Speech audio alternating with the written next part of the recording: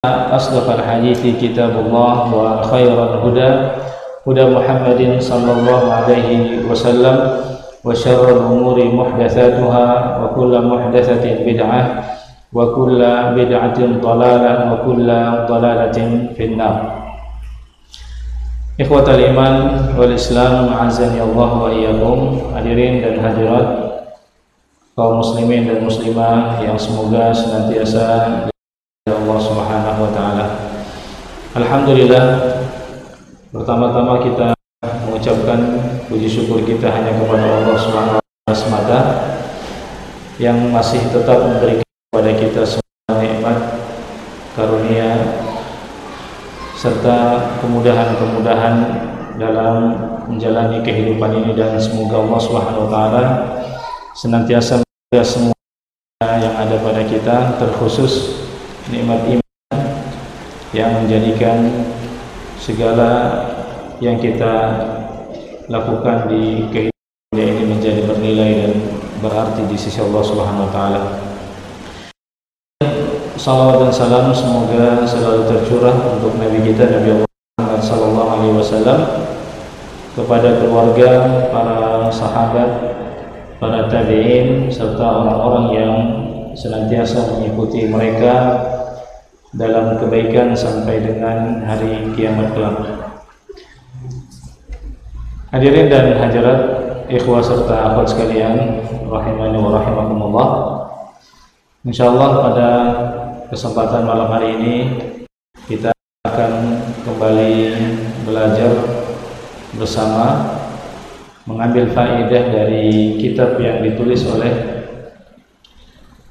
Al-Imam Abu Bakar Abdullah ibnu Abi Daud, ya, anak dari Al-Imam Abu Daud, dari kitab Sunan Abi Daud, yang mana kitab ini adalah penjelasan tentang bagaimana semestinya seorang muslim berkeyakinan, yang berakidah serta bersikap dalam berbagai macam perkara yang akan membedakan diri seorang muslim itu dengan orang yang tidak berhidayah atau berpetunjuk atau berjalan di atas sunnah Rasulullah SAW. Karena sesungguhnya menjadi seorang muslim itu ada karakteristiknya. Kita berbicara tentang Islam sebagaimana diajarkan oleh Rasulullah kepada para sahabat, yang para sahabat mendakwahkan dan menyebarkannya kepada manusia,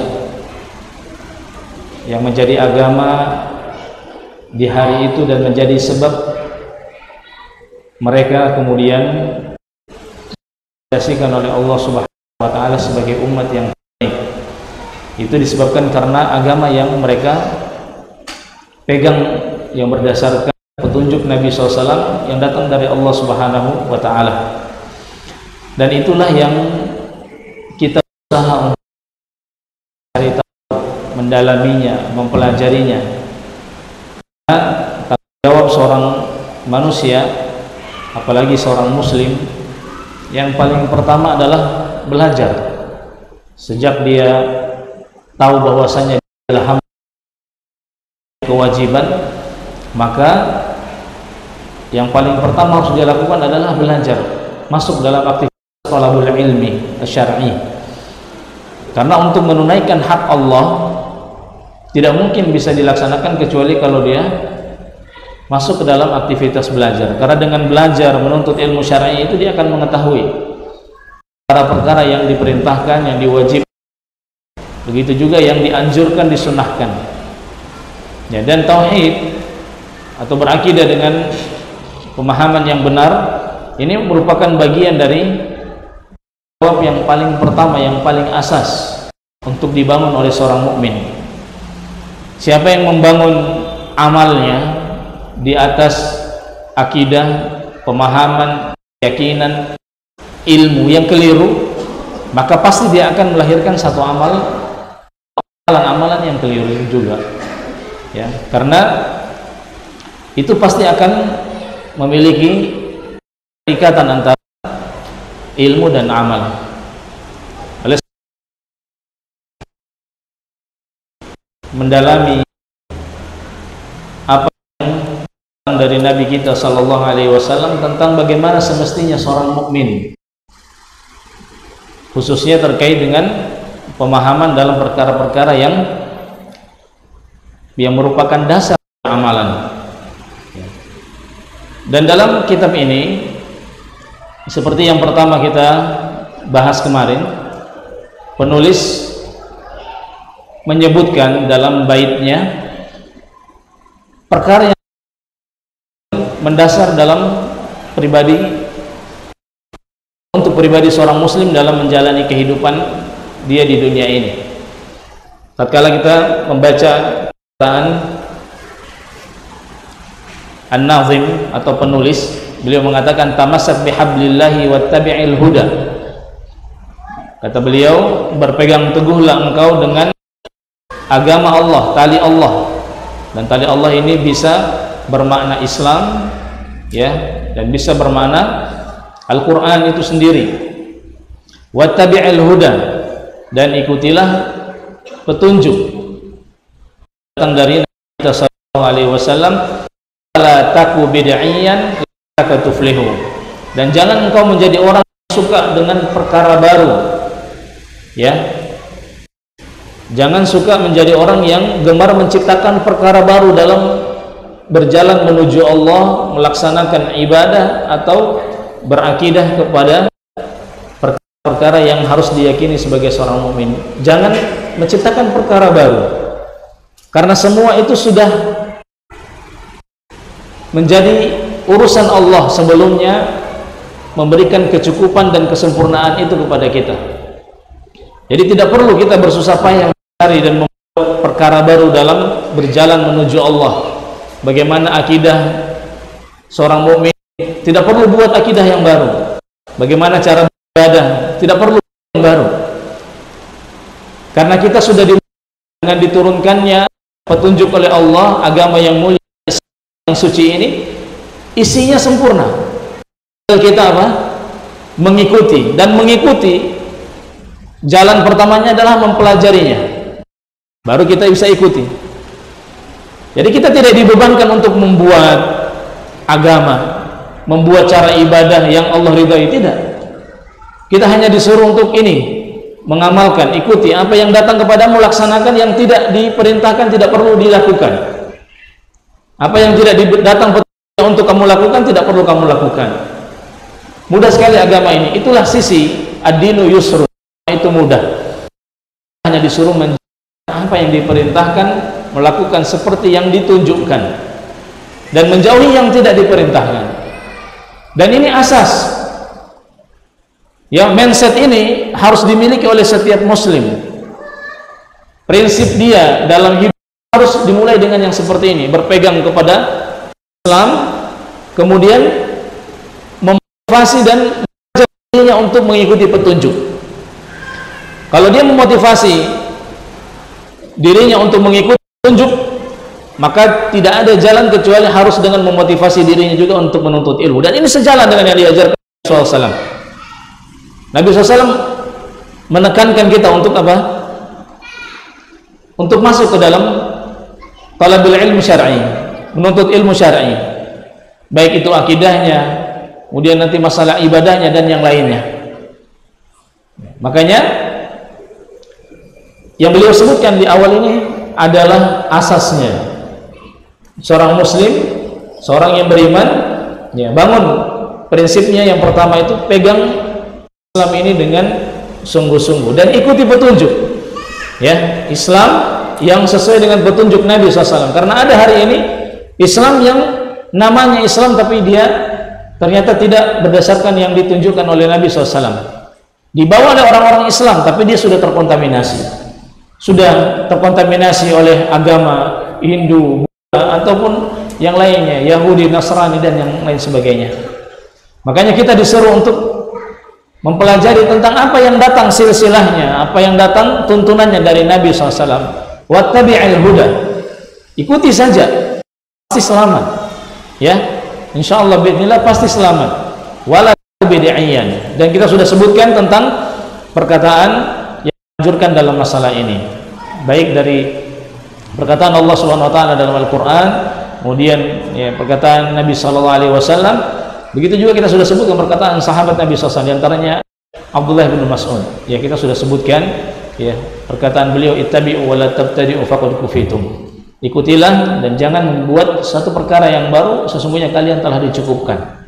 Kalau ini kita fahami cara beragama kita, ya, hanya kita perlu bangun semangat kita untuk belajar menuntut ilmu, membuka apa yang datang dari ilmu-ilmu yang datang dari Nabi Sallallahu Alaihi Wasallam. Setelah terkumpul, amalkan, ya, setelah dipelajari, amalkan. Itu menjadi tugas kita. Baik, kemudian yang kedua, kata penulis dalam bait syairnya, wadin bi kitabillahi was sunnanillati, dan wadin, ya, dan beragamalah engkau ya dengan dasar kitab Allah Subhanahu wa taala, was sunnanillati atat an rasulillahi anju wa tarku, ya, beragamalah engkau dengan agama yang ya, dengan kitab Allah, dengan Al-Qur'an yang diturunkan. Itu yang kita jadikan dasar dalam beragama. Ya, dan dasar dalam beragama ini kalau dalam ya ahlu sunnah ya, terbagi menjadi dua jenis. Ada yang ya muttafaq alaiha dan ada yang mukhtalafun fiha.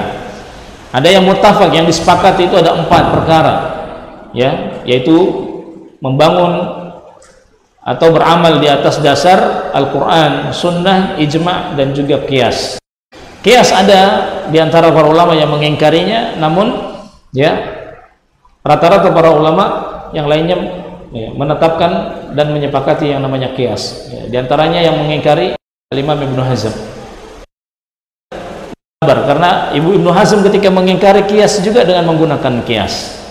Ya. Jadi Al-Qur'an, ya, dalil dari Al-Qur'an, dari hadis-hadis Nabi SAW, ya. Kemudian dari ijma', ya, serta dari qiyas. Ini yang muttafaq, disepakati sebenarnya oleh para ulama. Dan ada yang mukhtalaf seperti ya permasalahan ya istishab dan juga yang lainnya. Ya. Namun semuanya itu dua perkara, yaitu Al-Quran dan As-Sunnah. Adapun yang setelahnya ijma', ijma' itu merupakan kesepakatan yang berdasar dari Al-Quran dan Sunnah. Ya. Namun dia lebih kuat terkait dengan tanzil kepada permasalahannya, atau ya, meletakkan pendalilan dalam satu permasalahan. Kalau ada ijma'nya jauh lebih kuat dibandingkan dengan berdalil Al-Quran dengan tanpa ya dilalah yang tepat, tanpa menunjuk kepada permasalahan yang sesungguhnya. Kalau menyebutkan permasalahan secara jelas, maka ya, tidak akan melakukan bantahan perkara tersebut. Ya, namun ijma' ini dibutuhkan ya terkait perkara, diantaranya hal-hal yang ya, diperlukan untuk menegaskan bagaimana hukum ya, terkait masalah tertentu dalam masalah-masalah yang ya, kita ya, perlu untuk ya, sepakati. Dan ini juga berdasar dengan apa yang disebutkan ya, dalam Al-Quran ya, di surah An-Nisa ayat 115 ya, Allah Subhanahu wa taala mengatakan, wa may yushaqiqir rasul min ba'di ma tabayyana lahul huda wa yattabi' ghayra sabilil mu'minin tawallaw nuslihi jahannam wa sa'at masira. Ya, Allah Subhanahu wa taala mengatakan ya, wa may yushaqiqir rasul, siapa yang ya menentang atau yang berpaling ya, Rasul sallallahu alaihi wasallam ya, min ba'di ma tabayyana lahul huda, setelah diterangkan kepadanya petunjuk, wa yattabi' ghayra sabilil mu'minin. Nah, kalimat di sini, dan mengikuti jalan selainnya orang-orang yang beriman. Ayat ini wa yattabi' ghayra sabilil mu'minin, al-mu'minin yang disebutkan di sini ya aslinya adalah para sahabat Nabi sallallahu alaihi wasallam. Makanya ayat ini sekaligus juga menjelaskan tentang keutamaan para sahabat. Dilarangnya kita menjalankan jalan mereka, juga tentang wajibnya kita mengikuti manhaj salaf, mengikuti salaf kita yaitu para sahabat. Surah An-Nisa ayat 115. dalil yang menyebutkan tentang kewajiban mengikuti manhaj salaf, manhajnya sahabat Nabi SAW, sekaligus menjadi dalil ijma, ya, tentang ijma dalam beragama, ya. Wa yattabi' ghaira sabilil mu'minin, dan mengikuti jalan selain jalannya orang-orang yang beriman. Nuwallihi ma tawalla wa nuslihi jahannam. Allah mengatakan, ya, kami akan biarkan dia, ya, tersesat dengan jalan yang dia pilih tersebut, ya. Allah berpaling, tidak akan membiarkan atau tidak akan memberikan kepadanya petunjuk, dibiarkan dia sesat karena mengambil jalan selain jalan yang diberikan oleh Rasulullah SAW. Padahal jalan yang dibawa oleh Rasul itulah jalan yang mengantarkan dia kepada keselamatan. Wa nuslihi jahannam, dan nyalakan kepadanya api neraka untuknya. Wa sa'at masira, dan ini adalah seburuk-buruk apa? Tempat kembali. Ya. Kemudian yang berikutnya qiyas, yang keempat yang dijadikan dalil oleh para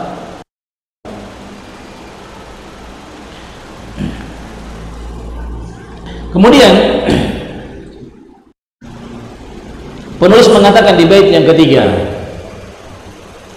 wa qul ghairu makhluqin kalamu malikina bidzalika danal atqiya'u wa afsahu, ya. Kata penulis, dan katakan, nah ini mulai beliau masuk ke dalam penjelasan tentang akidah yang harus diyakini. Dan katakanlah, kata beliau, ghairu makhluk, bahwa Al-Quran wajib kalam Allah, ya. Katakanlah ghairu makhluk kalamu malikina, Al-Quran ini katakanlah dia bukan makhluk, ya. Dan ini adalah Ahlus Sunnah terkait Al-Quran. Kenapa? Karena di sana ada di antara orang muslim yang sudah keracunan racun filsafat, dan ini pernah besar fitnahnya terjadi di zaman Al-Imam, di zaman kekhalifahan Bani Abbasiyah, tepatnya zaman Khalifah Al-Ma'mun, putra dari Harun Ar-Rasyid.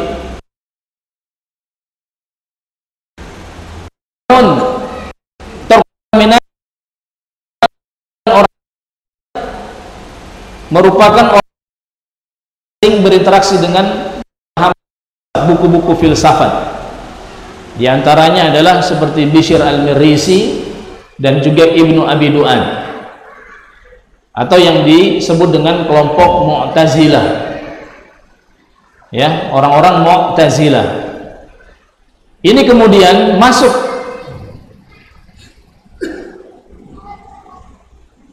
ke kekhilafahan dan dijadikan dan diterima oleh Al-Ma'mun dan dijadikan seperti pemahaman agama negara, dan diperintahkan saat itu agar para ulama Islam untuk mengucapkan akidah tersebut. Dipaksa orang untuk mengucapkan atau berakidah dengan akidah itu. Dipaksa semua orang mengatakan Al-Quran makhluk. Yang tidak mau mengatakan demikian disiksa. Dan bukan hanya satu, bukan hanya ratusan, ribuan para ulama menghadapi fitnah di hari itu, di zaman tersebut.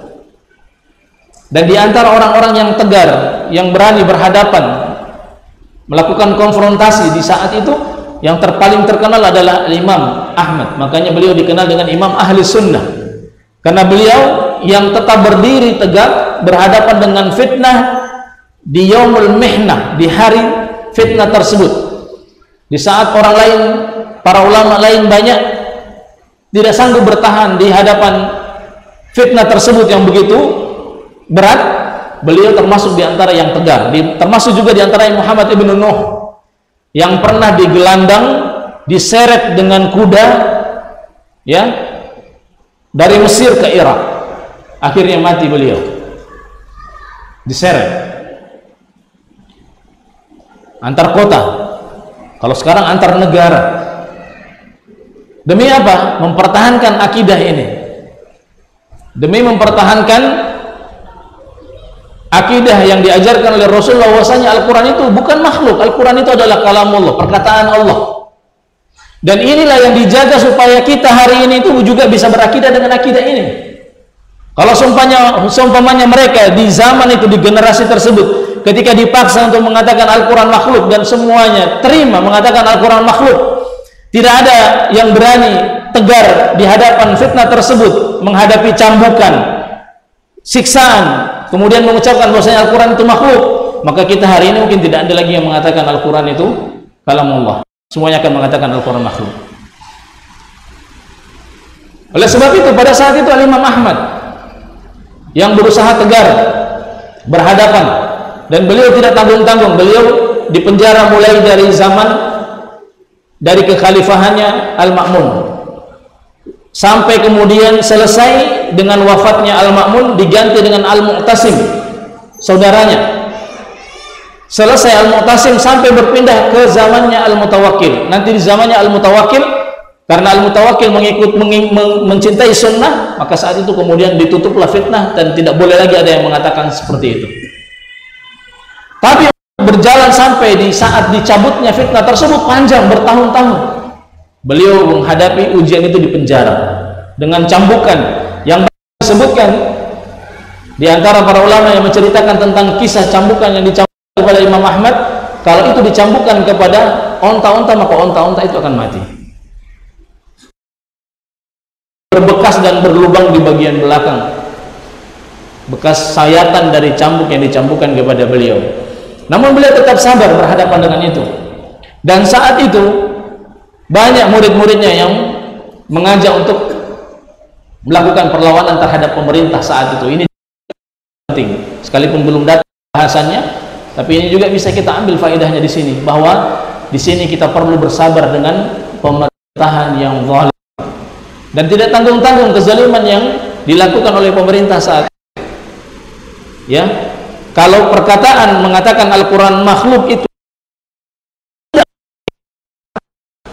secara sadar dia mengatakan Al-Quran makhluk, maka dia bisa kafir. Dia bisa kafir. Hanya karena ini perkara muncul disebabkan karena syubhat yang begitu besar, maka kemudian tidak dikafirkan oleh para ulama orang yang mengatakan seperti itu. Karena orang yang mengatakan Al-Quran makhluk memiliki konsekuensi besar. Di antaranya menggunakan Al-Quran sebagai petunjuk, kalau itu perkataan bukan perkataan Allah Subhanahu wa taala. Maka di sini yang harus kita fahami bahwa ini permasalahan penting. Oleh sebab itu mereka mampu tegar di hadapan fitnah yang begitu besar, sampai kemudian Allah memberikan jalan keluar bagi mereka di zaman tersebut. Dan Imam Ahmad ya, termasuk di antara yang diberikan kesabaran sampai melewati fitnah tersebut, dan setelah itu beliau Subhanahu wa taala. Disebutkan Syekh Shalih Al-Fauzan ketika menjelaskan tentang bait yang kita sebutkan tadi, wa ghairu makhluq kalamu rabbina kalamu rabbina. Ya, katakanlah perkataan Rabb kami, ya, Tuhan kami itu Allah Subhanahu wa taala bukanlah makhluk. Kata min aqidati ahli sunnah wal jamaah min as-sahabah wa man tabi'ahum, di antara akidah ahli sunnah wal jamaah dari kalangan sahabat tabi'in, orang yang mengikuti mereka, annahum la yashukuna bi anna al-Qur'ana kalamullah. Mereka tidak ada yang ragu. Jadi ahli sunnah, para sahabat, para tabi'in, para imam-imam yang mengikuti jalannya para sahabat, tidak ada satupun yang punya keraguan bahwa Al-Quran itu kalamullah, bahwasanya Al-Quran itu adalah perkataan Allah. Jadi kalau ada orang yang ragu bahwasanya Al-Quran ini benarkah perkataan Allah, ini tidak datang kecuali dari orang-orang yang terkena kerusakan pemikirannya. Tidak pernah orang-orang baik, salafus saleh, orang-orang terdahulu dari kalangan para ahli, ya, para ulama dan juga para ahli ilmu serta orang-orang salehnya itu yang kemudian datang dengan pemahaman bahwasanya Al-Quran makhluk. Tidak ada. Dan semuanya meyakini bahwa Al-Quran adalah kalamullah. Ta'alallahu bihi subhanahu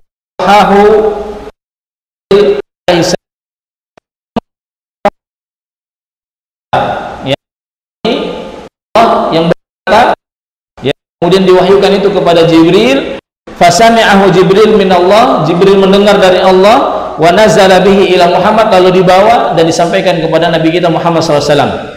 Wa balaghahu Muhammadun ilal ummah, Nabi kita Muhammad SAW menyampaikan itu kepada kita semua umatnya. Ya, dan di antara dalil yang menjelaskan ini sebagaimana disebutkan dalam Al-Quran di surah Asy-Syu'ara ayat 192 sampai 195. Allah mengatakan, wa innahu latanzilu rabbil alamin. Ya, wa innahu latanzilu rabbil alamin. Dan sesungguhnya Al-Quran itu diturunkan dari Rabbil alamin. Ini Allah yang mengatakan, Al-Quran itu diturunkan dari penciptanya atau Rabbnya alam semesta. Nazala bihi ruhul amin, dibawa turun oleh ar-ruhul amin, maksudnya adalah Jibril alaihissalam. Ala qalbika, diberikan kepada hatimu Muhammad, litakuna minal mundzirin, agar engkau menjadi bagian di antara para penyuruh, itu para nabi, para rasul, bilisanin arabiyyin mubin, dengan bahasa Arab. Ayat yang kita bacakan ini sangat jelas menjelaskan kepada kita tentang silsilah dari mana asalnya Al-Quran ini. Ya, ini baru satu di antara dalil-dalil yang lain. Makanya Ahlu Sunnah wal Jamaah meyakini bahwasanya ini adalah perkataan Allah, bukan perkataan selain Allah. Ada sebagian yang kemudian menggunakan bagian-bagian yang mereka jumpai dari potongan-potongan ayat Al-Quran, lalu mereka beristidlal, berdalil dengan ayat-ayat tersebut dengan pemahaman yang keluar dari pemahaman salaf, keluar dari pemahaman sahabat. Seperti mereka ketika membaca ayat di surah At-Takwir ayat 19, innahu laqaulu rasulin karim, sesungguhnya Al-Quran itu adalah perkataan rasulin karim, ya, utusan yang mulia, ya, yaitu Jibril. Di sini Allah menyebutkan bahwa Al-Quran itu perkataan rasulin karim. Mereka menggunakan ayat ini kemudian mengatakan, di sini Allah mengatakan ini bukan perkataan Allah, perkataan rasulnya. Ya, begitu juga dengan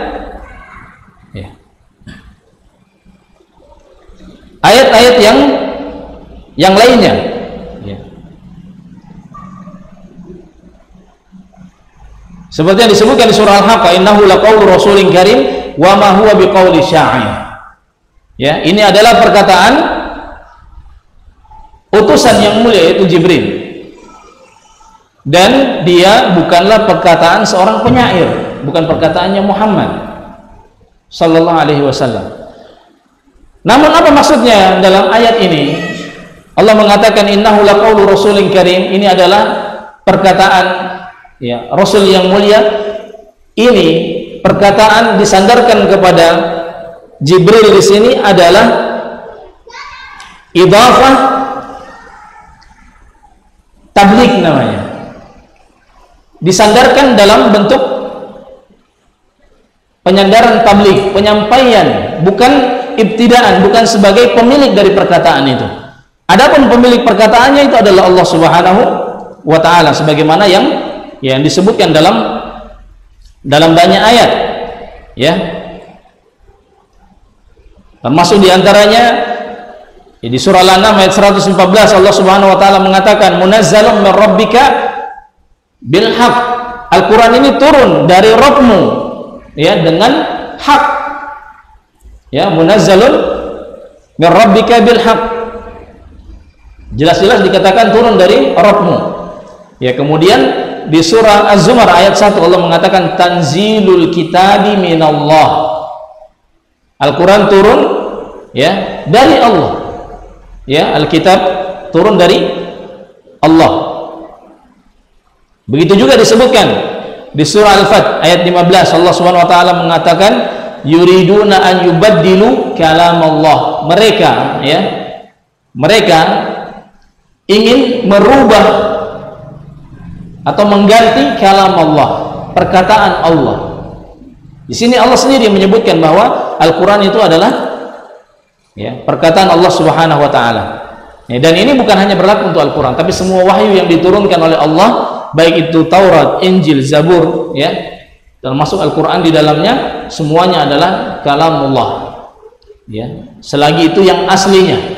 Adapun yang tambahan yang terjadi pada Taurat dan juga Injil, maka itu bukan termasuk bagian dari kalam Allah. Begitu juga di surah At-Taubah ayat 6 Allah Subhanahu wa taala mengatakan ya hatta yasma'a kalam Allah. Ya. Agar dia apabila datang kepadamu seorang musyrik ingin ya meminta perlindungan fa'ajirhu hatta yasma'a kalam Allah. Ya. Maka berikan dia jaminan perlindungan supaya dia bisa mendengar perkataan Allah Subhanahu wa taala yang kau sampaikan. Jadi akidah Ahlussunnah wal Jamaah bahwa Al-Qur'an itu adalah kalam Allah. Nah, lalu muncul orang yang mengatakan bahwa Al-Qur'an makhluk. Ya, di antaranya yang dikatakan oleh Jahmiyah. Ya, Jahmiyah. Pengikutnya Jaham bin Safwan. Nah, Jaham bin Safwan kenapa sampai mengatakan Al-Qur'an itu makhluk? Ini sebenarnya punya kaitan dengan pembahasan terkait iman kepada Allah dalam bab al-asma wa sifat. Mereka Jahmiyah termasuk kelompok yang mengingkari sifat-sifat Allah. Mereka mengatakan Allah tidak punya sifat. Karena kalau Allah punya sifat kata mereka, maka berarti Allah sama dengan makhluk. Ya, dan ini kita sudah bahas dalam kitab Tauhid kemarin. Kalau kata mereka, ya, berdasarkan logika mereka, ya, bukan mengikuti petunjuk dari petunjuk Nabi SAW dan juga para sahabat, ya, mereka tidak ikuti itu, mereka gunakan logika mereka sehingga mereka menciptakan bahwa kalau Allah memiliki sifat atau disandarkan kepadanya sifat, maka berarti Allah sama dengan makhluk. Dan mereka mengatakan Allah itu harus berbeda dengan makhluk. Tapi sayangnya mereka menetapkan kaidah-kaidah untuk membedakan Allah dengan makhluk dengan akal mereka, ya, dengan akal mereka, tidak mengikuti ya, cara yang ditunjukkan oleh salafun salih. Akhirnya mereka menyimpang, ya, akhirnya mereka menyimpang karena mereka mengingkari sifat Allah al-kalam, bahwasanya Allah maha berbicara. Mereka ingkari itu, mereka mengatakan tidak boleh Allah dikatakan berbicara. Kalau Allah berbicara berarti sama dengan makhluk, maka kita harus sucikan Allah dari sifat yang sama dengan makhluk. Maka mereka ingkari sifat Allah. Karena mereka ingkari sifat Allah, maka Al-Quran mereka tidak katakan kalamullah, mereka katakan apa? Makhluk, dijadikan, diciptakan, ya, ya. Dan ini ya, pemahaman yang menyimpang.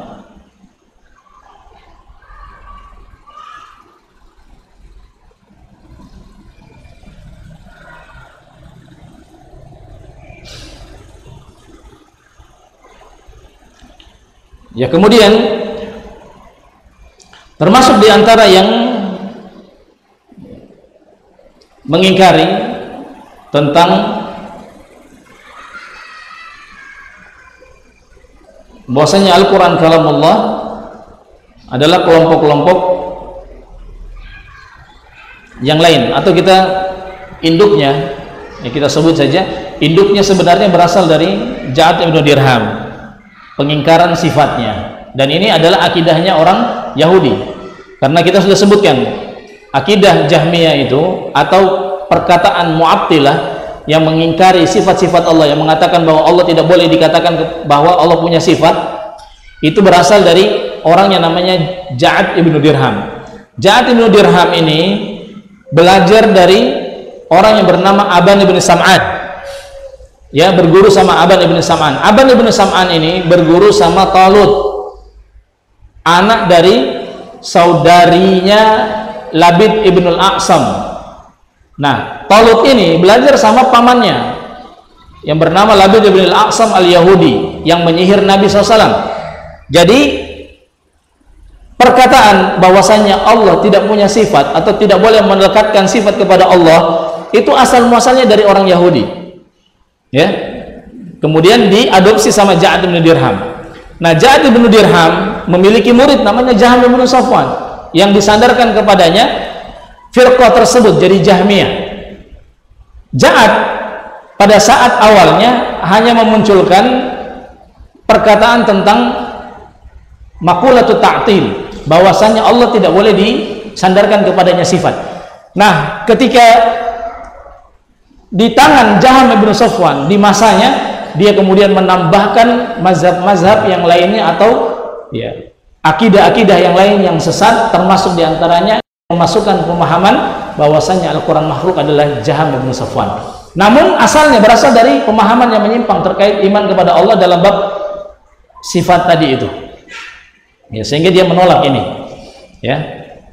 Dan ini banyak kemudian diwariskan sampai kemudian di zamannya Al-Imam Ahmad itu kemudian menjadi besar, ya, dipegang oleh Mu'tazilah, ya, dan juga kelompok yang lain. Adapun orang-orang Asy'ariyah, ya, orang-orang Asy'ariyah, ya, di antara mereka ada yang mengatakan Al-Quran kalamullah, tapi kemudian dia terpengaruh dengan pemahaman mereka terkait masalah penetapan sifatul kalam juga. Karena orang-orang Asy'ariyah katakan bahwa sifat al-kalam yang mereka tetapkan adalah kalamun nafsi, ya, kalamun nafsi, kalam yang ada di dalam, ya, zat, ya, yang tidak memiliki wujudnya. Adapun apa yang ada pada Jibril, ya, hurufnya yang disampaikan itu diciptakan oleh Allah Subhanahu wa taala. Jadi sama saja mereka mengatakan bahwa, ya, Al-Qur'an ini, ya, makhluk. Sekalipun mereka mengatakan asalnya dia adalah perkataan Allah Subhanahu wa taala. Ya, karena mereka tidak menetapkan perkataan Allah secara hakiki. Adapun ahlu sunnah menetapkan bahwa Allah berbicara secara hakiki. Biharfin wa saut. Allah berbicara biharfin wa saut, dengan huruf dan juga dengan suara. Ya, makanya didengar. Ya, didengar oleh Jibril, ya, perkataan Allah ketika Allah berbicara dengan Musa. Nabi Musa mendengar apa yang dikatakan Allah dan Allah berbicara saat itu. Wa kallamallahu Musa taklima, dan Allah, ya, telah berbicara kepada Musa dengan taklima. Taklima ini bentuknya masdar. Kalau kita belajar bahasa Arab, ini menunjukkan penegasan bahwa benar-benar berbicara, tidak ditafsirkan dengan tafsiran yang lain.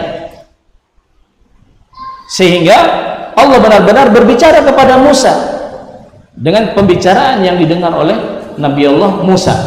Dengan tentunya Allah berbicara dengan sifat kalam Allah Subhanahu wa taala yang jauh dan tidak bisa disamakan dengan sifat yang ada pada makhluk. Allah berbicara, ya, kama yaliku bijalali, sesuai dengan kemuliaan Allah. Laisa kamitslihi syai', tidak ada yang serupa dengan Allah dalam sifat bicaranya. Sebagaimana tidak ada yang serupa dengan Allah dalam masalah ilmunya. Manusia ada ilmunya, Allah ada ilmunya, tapi ilmu Allah tidak boleh disamakan dengan ilmu manusia. Ilmu manusia tidak ada seberapa pun dari ilmu Allah Subhanahu wa taala, sedikit sekali. Tapi disebutkan sama-sama ilmu, ya, juga dengan berbicara. Ya.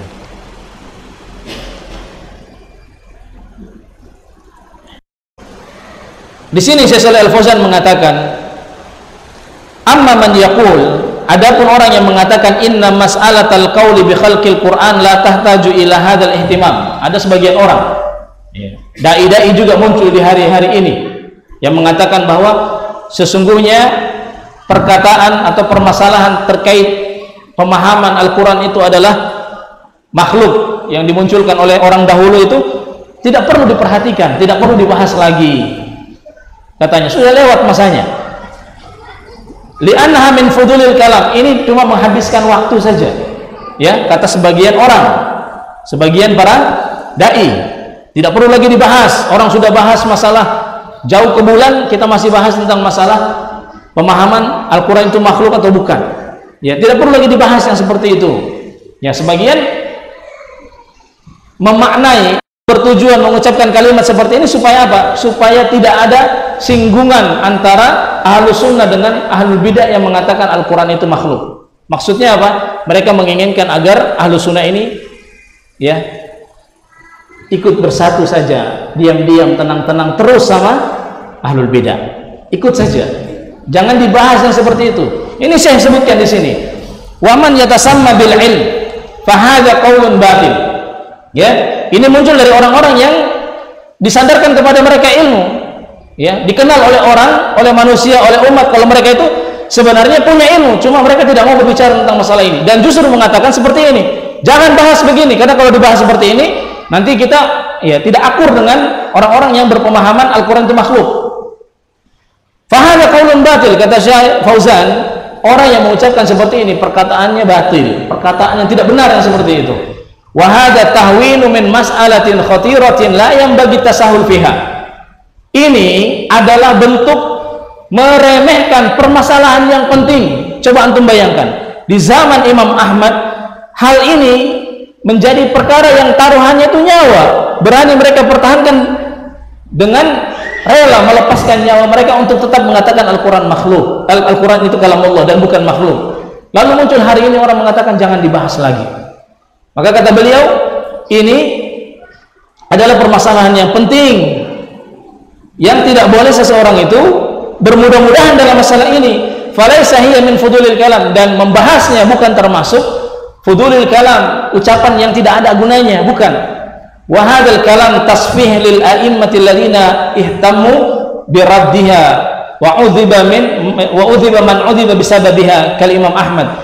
Dan orang yang mengatakan seperti ini, perkataan seperti ini adalah perkataan yang justru melecehkan para imam-imam yang telah berjuang, yang telah memperhatikan permasalahan akidah umat, yang telah rela untuk diazab disebabkan karena mempertahankan akidah ini. Kal Imam Ahmad, seperti Imam Ahmad. Wa qutila man qutila minhum fi raddiha.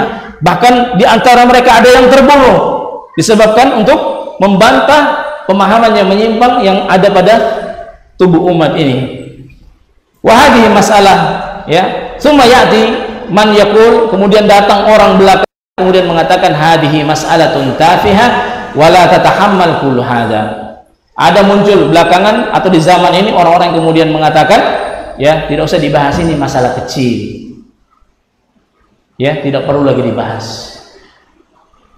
Kalau ini semua tidak ada lagi yang membahasnya, tidak ada lagi yang mengingatkan kepada umat bahwasannya ucapan Al-Quran makhluk itu adalah perkataan batil, lalu ini menyebar di tengah umat dan semua orang akhirnya berpemahaman dengan pemahaman seperti itu, rusak pemahaman yang datang dari Nabi kita Sallallahu Alaihi Wasallam, rusak pemahaman yang benar. Makanya ya, mengingatkan umat tentang perkara yang seperti ini adalah kebutuhan umat itu sendiri. Justru kita bersyukur munculnya para imam yang menulis kitab-kitab terkait permasalahan yang seperti ini, agar kita tahu ini yang benar dan ini yang salah.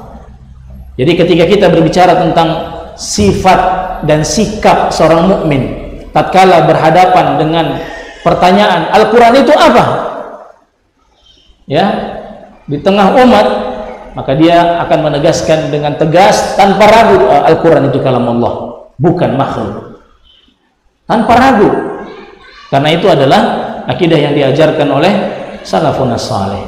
Mudah-mudahan apa yang kita sebutkan ya pada kesempatan ini ya bermanfaat ya untuk kita semua. Ya, di akhir daripada syair itu beliau mengatakan danal atqiya ya wa afsahu ya. Ini adalah agama yang dijadikan agama oleh atau pemahaman yang dipegang oleh orang-orang yang bertakwa, maksudnya adalah para sahabat ya, para imam ya, wa afsahu, dan mereka telah menegaskan dengan terang dan dengan jelas ya, sejelas-jelasnya tentang akidah yang benar ini. Ya, demikian ya, ini yang bisa kita sebutkan, mudah-mudahan ya bermanfaat bagi kita semuanya. Kita tutup dan akhiri dengan doa kafaratul majlis. Subhanakallahumma wa bihamdika Asyhadu an la ilaha illa anta astaghfiruka wa atubu ilaik. Ya, wassalamualaikum warahmatullahi wabarakatuh. Ya, kalau ada pertanyaan disampaikan di nomor